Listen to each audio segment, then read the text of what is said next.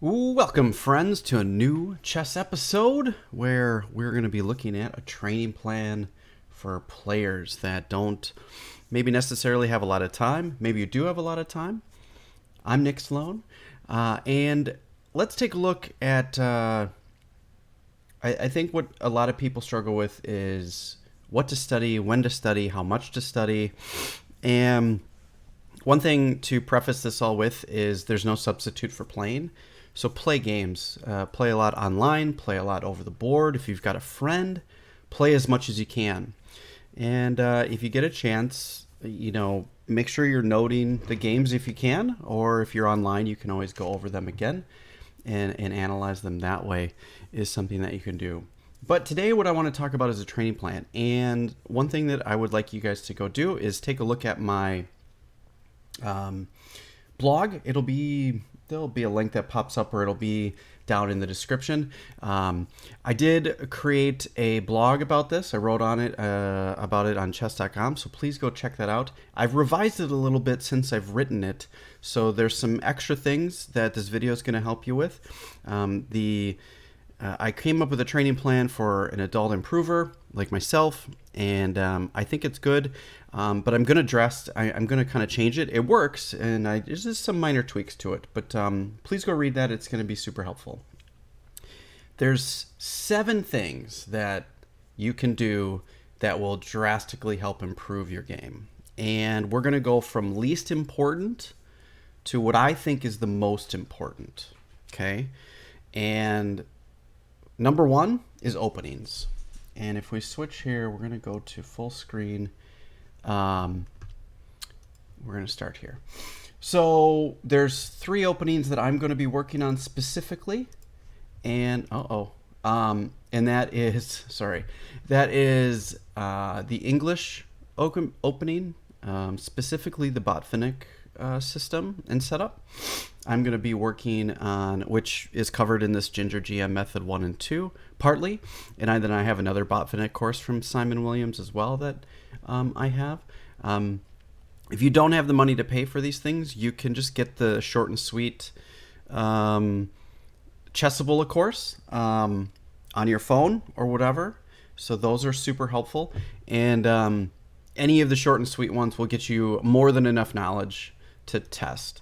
And then we're going to also be looking at the French defense and the Dutch defense, or partly the English defense, which is kind of like the Dutch defense. It just has a little bit different move order, but a combination of the both. So that's number 1, and this is the least important thing. So I'm not going to be spending a lot of time on this. Maybe I'm going to be devoting an hour a week. Not a lot. So very, very little opening study. If I'm playing white in my coming tournament, I'm going to study the English Botvinnik system. If I'm studying black, I'm going to give a little bit of time to the French and a little bit of time to the English or Dutch defense, depending on who my opponent is. If I know what they're doing, I might prepare a little bit more. But chances are, whatever I'm doing the next week, I'm going to study that opening just a little bit, maybe for 30 minutes to an hour that week, and try to just brush up on some lines. The next thing that I think that's really important is middle game and strategy types of ideas. So number 2 is strategy and thinking in chess. So what I'm going to be doing is working on the improving my thinking. This is the improving chess thinker. You can see that here, and all the prices and stuff are on. You don't have to get these. This is my method. And I'm going to give about an hour a week to improving this. This goes over positions and how to think, and come up with strategies and plans and ideas about the middle game, which I think is very, very useful. The next thing, let's put that aside, is the Silman's Endgame course. This guy. So this is a really good book. If you don't understand Endgames, it's a complete endgame course, and it takes you from the very basics all the way up to master, like the book says. And I've worked through some of it. And the nice thing about that book is it's broken down by level. So if you understand the things in the first level, and you can go through and go do those levels, and then you can move to the next one. You don't have to read the whole book. You can just do it small sections at a time, which is really nice. And then what's really important is that you kind of bring all of your skills up at the same time. And I'm not talking about just like opening and middle game and end game. All of those should be kind of at the same level, because what you'll find is if you're super strong in one, you will get probably some wins in the end game or the opening if you're really strong in those things, but then the other spots are going to suffer. So you kind of have to be raising all those skills together, and I think it's really important. So I'm going to be spending about an hour a week on openings, strategy, and end game. So it's about 3 hours a week of my time that's going to be set to that. The rest of my time is going to be in these 4 things. And honestly, you can probably forego everything I just said and not do any of that stuff and only do 3 of these next 4 things. One of the things that I think is really interesting and important, and not only that, but I think it's fun to do, is study Master Games. And this has to be very specific. Follow Grandmasters that you like, that are in your openings that you play, and find some games that you find interesting and just put them on the board and work through the moves. If you're working through the moves, you're going to learn some ideas and concepts about how the Grandmasters played. And if you're moving the pieces physically on the board, it's going to help you commit some of that stuff to memory about so when you're out over the board and you get to a specific position, you might be able to recall, oh, Simon Williams did this in this time. Botvinnik did this at this time. Let's try that. And maybe that will help you start building recognition and pattern recognition, which is really important. And that was the 4th thing. The 5th thing, which I think is one of the most important things. So if you don't do any of those first 4 things, you must do these 3 things. And these are the 3 most important things you need to do if you want to improve. Number 1, you need to analyze your games. You need to spend some time looking at your game and going through the moves. And I'm not talking about just online on chess.com. You need to put it on the board and you need to physically move the pieces. There's a reason for that. If you decide you want to play over the board, this is going to help you with your brain connect to the board and physically moving the pieces, and it will help you remember things. Plus, there's something that's in your brain that's something primal, where you physically moving pieces helps commit it to memory rather than just clicking through the screen online. Put the position on the board, think about lines, make notes. I know this is super old school, and a lot of people are going to be like, I'm not doing all that, I'm going to do straight digital. By all means, you can do that.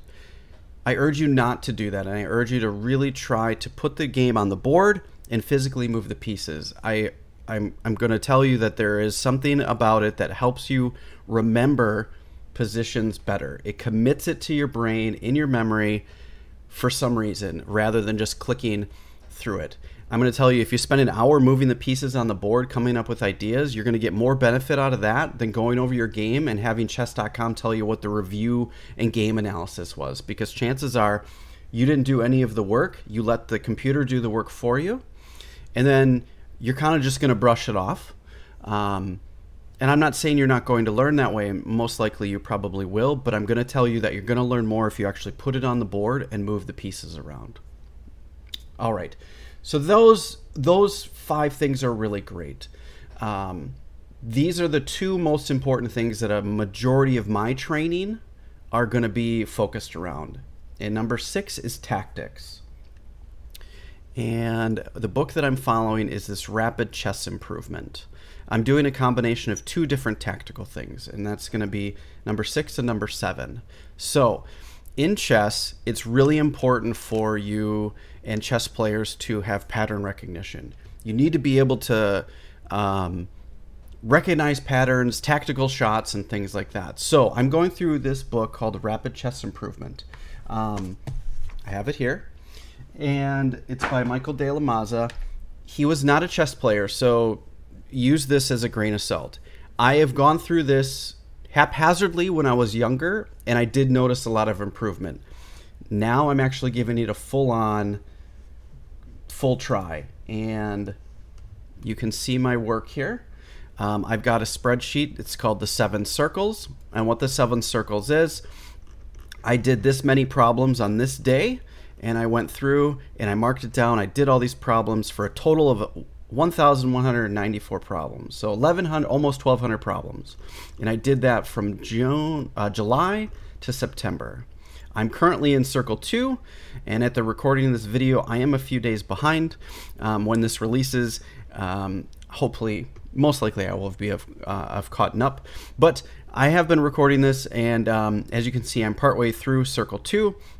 And as we approach Circle 2, I'm going to be finishing that up, and then I will have gone through those same 1,200 problems 2 times.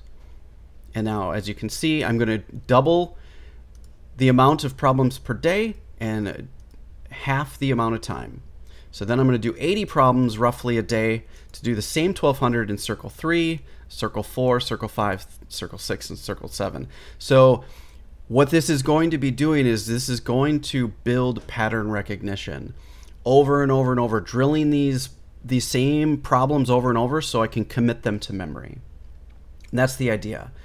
Committing this stuff to memory is really important. And the program that I'm doing for that is called CT Art 6.0. And there's actually an app for your phone for 4.0, which is exactly the same thing that you can put it on your phone too. So I've got it on my computer and I've got it on my phone so I can do this. Now, if you haven't seen those things before, you can take a look at some of my games where I talk about the 7 circles, and you can see some of the positions in there. It's really cool. And if we link on some of these pictures here, you can kind of see what it looks like. And it gives you analysis. It gives you all the stuff that you need to know. It's a great tactics trainer. That's a majority of where my time is going. So I'm going to try to spend 30 minutes to an hour of day working on tactics. Some of the stuff, when I've got it committed to memory, I'm just going through it and knowing it really fast. And then number 7, and the 7th and final thing, is the Polgar method. Now, this book is the single, if you don't do anything else in this entire training platform, this is the only thing that you need to do. Buy this book. I know it's $20. It's worth it. Buy it. Buy the book. I bought this book, or I was given this book, and I've got the hard copy. This is old. And mine was printed back in 1990 something.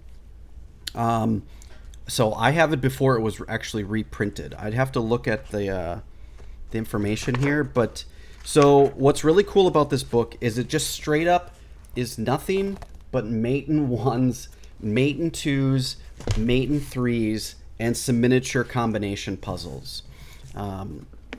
Here, let's do this. So it doesn't matter what language you are. You don't need to know English. All you need to understand is chess and basic chess notation. And then if you go through the back, it gives you all of the solutions in the back. Now, with that being said, I'm not going to give you all the solutions for these problems because you can buy the book. This is the single best piece of chess literature anybody can buy, any chess player, period. If you forego all of the rest of the stuff, but only buy this book. Reason being, you can take this book and you can look at those positions, you can set them up on the board, set that up on the board, and then write your notes down. Set the next one up on the board and write your notes down. Now, you're not trying to do this fast, you're trying to do this quality. Take your mate in 1 problem, set it up on the board, and write your moves down. Write your notes. And then do that for about 45 minutes or so, maybe to an hour, if you have the time. And then go back at your notes and go check your notes. And then as you're checking your notes, look at the problem in the book and make sure that you got it right. It doesn't matter how many you do in 45 minutes to an hour, quality over quantity. Sit there and really look at the idea, and when you figured it out, make the moves. Make the mate in 1 on the board. This is going to help you commit it to memory. It's going to help with pattern recognition. And I'm going to go through this about 1 hour a day, physically setting up the board, writing my answers down. If this is the only thing you do, I guarantee you will improve playing chess over the board and online. Again, go check out my chess.com blog. This video has changed a little bit based on what I'm going to do there. I had a couple different focuses more on openings, but openings don't really matter as much. People can get to 18, 19, 2000 just knowing the basics of whatever opening. I'm not saying just forego them completely, but I happen to like openings, and I think a lot of people get stuck just learning openings and not learning ideas and plans in the openings. So I think if you've picked an opening or two, play them, learn some of the basic general ideas and concepts, and then put the rest aside. And really, if you only do either number six, the 7 circles tactics, or the woodpecker method, there's a lot of people that do the woodpecker method, which you can find on Chessable. That's also another way to do it because you're drilling tactics over and over. And pattern recognition, the Polgar method. Get this book out. And I know this seems super basic. You're like, Nick, what are you talking about? Those are just mate and ones and mate and twos. I can tell you in my chess career since I was 16 years old, I've used this book twice in my life. One when I was 16, and I went from probably about 1,000 all the way up to almost 1,300 only using this book. And then with the 7 circles and this book, I went from 1,300, and I closed a lot more gaps and got up over 1,500. So that alone, those two things are the two most important things that you should do. Go check out my blog. It's going to have some differences in the blog compared to this, but I'll have a link in it. I might even edit the blog and point it to this video so you guys can look back and forth. And let me know what your guys' trading patterns are. Let me know what your ideas are. Really, the two most important things are tactics and pattern recognition. And I'm not talking about doing Puzzle Rush on chess.com. That's great. But the problem with that is you're not drilling the same puzzles, so you're not learning pattern recognition. You are going to learn tactical patterns, and you will get themes and ideas sometimes. But if you're not seeing that puzzle multiple times so you can start committing that position to memory, the improvement won't come because you're not actually committing that thing to memory. So when you see it on the board, you're like, I got it. I know what you don't have to think. It's automatic. And that's the whole idea of drilling these simple things, is to put positions in your head so you know them.